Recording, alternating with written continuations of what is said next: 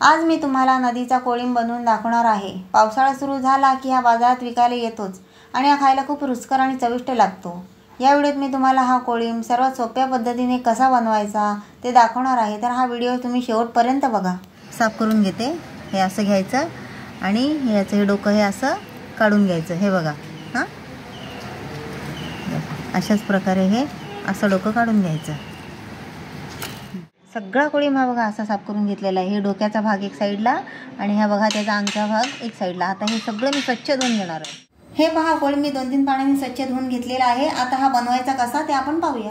हे पहा, गॅसवर मी ही कढई तापत ठेवलेली आहे। आता यात मी 2 चमचे तेल टाकत आहे।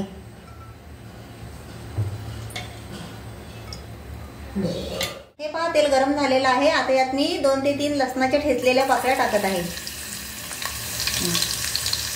त्यानंतर या 2-3 हिरव्या मिरच्या आहेत त्याही घालत आहे। थोडं घालून घेते। आता या मी हा एक मीडियम आकाराचा बारीक कापून घेतलेला कांदा घालत आहे। सगळं व्यवस्थित घालून घेते। कांदा सोनेरी रंगापर्यंत होईपर्यंत परतून घ्यायचा, कच्चा ठेवायचा नाही। तेव्हा आपला कांदा सोनेरी रंगावर शिजून झालेला आहे। आता यात मी ही हळद टाकत आहे। हळद टाकली। आता यात ही धणा पावडर टाकते। आता यात लाल मसाला घालते। लाल मसाला तुमच्या आवडीनुसार घालायचा। आता हे बघा, यात मी हा कोळंब घालते।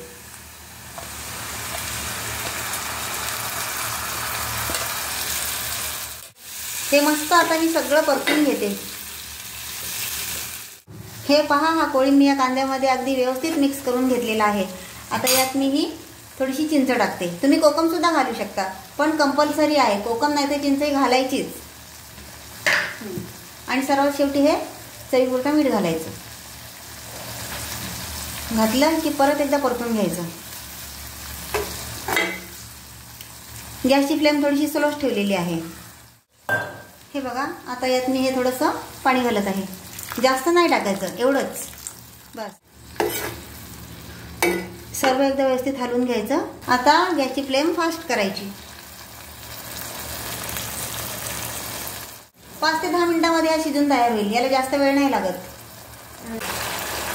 हे पहा, आता याच्यावर मी हे झाकण ठेवते आणि 5 मिनिट गॅस स्लो करून हे शिजून घेणार आहे। 5 मिनिट झालेली आहेत। आता याच्यावर झाकण आपण हे काढून बघू। तुम्ही पाहू शकता आपला कोळंब किती मस्त शिजून तयार झालेला आहे। हे पहा, आता याच्यावर आपण ही शेवटी कोथिंबीर टाकू। बघा, हा भाकरी बरोबर किंवा चपाती बरोबर खूप छान लागतो खायला। तुम्ही एकदा नक्की असा ट्राय करून बघा, तुम्हाला खूप आवडेल। हे सगळं असं मिक्स करून घ्यायचं। बघा किती सुंदर दिसतोय दिसायला। हे पहा, आपला झणझणीत चमचमीत असा नदीचा कोळंब खाण्यासाठी तयार आहे। याला तुम्ही चपाती किंवा भाकरी बरोबर खाऊ शकता आणि या भातासोबत सुद्धा खूप छान लागतो। तर तुम्ही सुद्धा एकदा अशाच पद्धतीने नक्की बनवून पहा। तुम्हाला ही रेसिपी कशी वाटली मला कमेंट करून सांगा। व्हिडिओ आवडला तर व्हिडिओला लाईक करा, जास्तीत जास्त लोकांना शेअर करा आणि माझ्या चॅनलला नक्की सबस्क्राईब करा। भेटूया पुढच्या व्हिडिओत। धन्यवाद।